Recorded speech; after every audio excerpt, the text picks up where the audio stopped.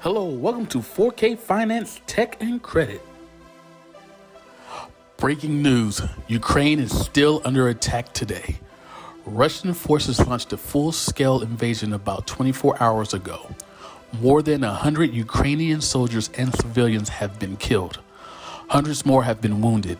And today, those forces are reportedly closing in on the capital of Kyiv. U.S. and European leaders are punishing Russia with financial sanctions, but that's not slowing the assault. There are reports of fierce fighting across Ukraine, with President Vladimir Zelensky saying the Russians plan to, quote, liquidate him, and for the reports saying that all male citizens aged between 18 and 60 are banned from leaving the country. But today, British intelligence has released the assessment. Quote, it is unlikely that Russia has achieved its planned military objectives. As Russia's full-scale military attack on Ukraine continues today, the president of Ukraine is reporting that at least 137 soldiers and civilians have been killed and hundreds of others have been wounded. The United Nations says at least 100,000 people have fled the capital of Kyiv. A woman pictured here with her family, she's seeking protection from the assault, bomb shelter, and disturbing developments today in Russia. Forces have seized the shuttered Chernobyl complex. The White House said they are, quote, credible reports that the staff working at the site of the world's worst nuclear disaster have been taken hostage by Russian troops. We condemned it and we request their release.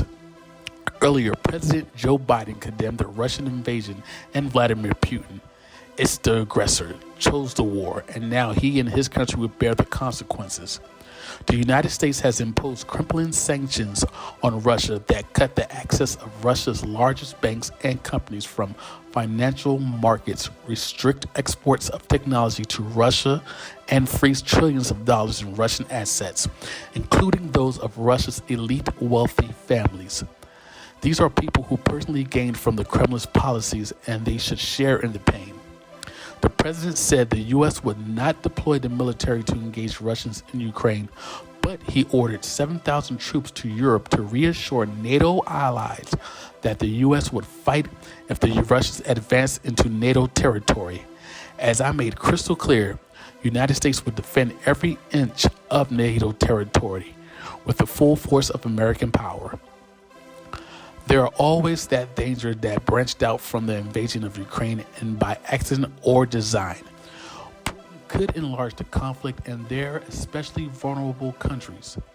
Senator Dick Durbin returned to Chicago today after visiting Illinois soldiers at a NATO base in Lithuania, thinking of folks with so many friends in Poland and playing in Latvia.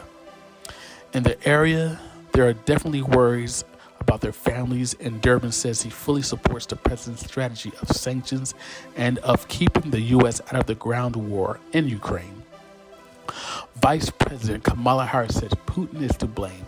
We know and believe that this is a war of choice, and Putin defended the invasion, saying he was protecting Russia. He threatened any entity that would stand in his way with consequences that the world has never seen, which was interpreted by many as a veiled nuclear threat. America stands up to bullies. We stand up for freedom. This is who we are, and today Ukraine is in our prayers.